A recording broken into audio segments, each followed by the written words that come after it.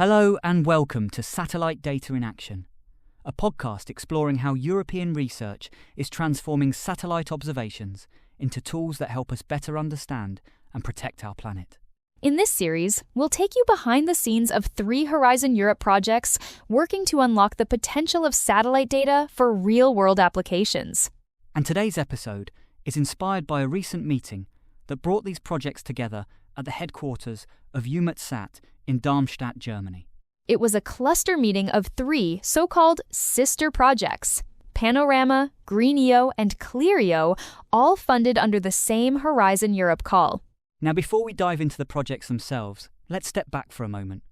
Satellite data has become one of the most powerful tools we have for understanding what's happening on Earth. Absolutely.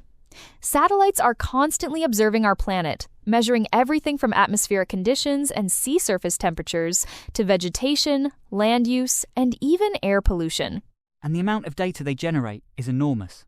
But the real challenge is not collecting the data, it's turning it into information that people can actually use. Exactly. For example, how can satellite observations help predict floods earlier, or monitor changes in ecosystems, or support policies related to climate and environmental protection? This is where European research initiatives come in, particularly those funded through Horizon Europe, the EU's main research and innovation programme. One of the interesting things about European Earth observation is that the continent already has an incredible infrastructure in place, including programs like Copernicus and meteorological satellite missions operated by organizations like EUMETSAT. Satellites alone are not enough. You need algorithms, data processing tools, and innovative services that transform raw observations into actionable insights. And that's exactly what many Horizon Europe projects are working on. They bring together scientists, data specialists, environmental experts, and technology developers to create new services based on satellite data. Often, these services are designed to support very practical needs, from disaster risk management to agriculture monitoring, biodiversity protection, and air quality analysis. Which brings us back to the meeting held recently at EUMETSAT facilities.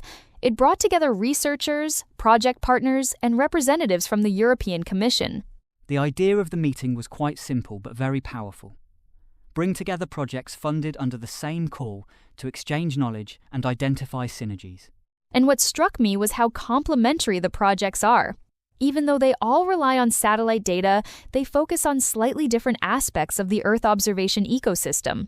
Some focus more on developing new analytical approaches, others on environmental applications, and others on integrating different types of data sources. And, of course, having the meeting hosted by EUMETSAT is particularly relevant because many of the tools and services discussed rely on meteorological satellite data and Copernicus services.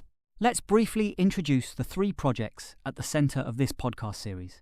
First, there's Panorama. The project is working on developing next-generation Earth observation services by combining satellite data with advanced analytics and modeling approaches. Its goal is essentially to improve how environmental information is translated into services that can support decision-making, whether that's for climate resilience, environmental monitoring, or risk management. Then we have GreenEO, which focuses strongly on environmental monitoring and sustainability. The project explores how satellite observations can help track ecosystems, biodiversity, and environmental change. And finally, CLEAR-EO, which focuses on unlocking new capabilities from Earth observation data through advanced processing methods and data integration. Together, the 3 projects are exploring how to push the boundaries of what satellite data can do, not just scientifically, but operationally. One theme that kept coming up during the meeting was the importance of turning satellite data into services that decision-makers can actually use.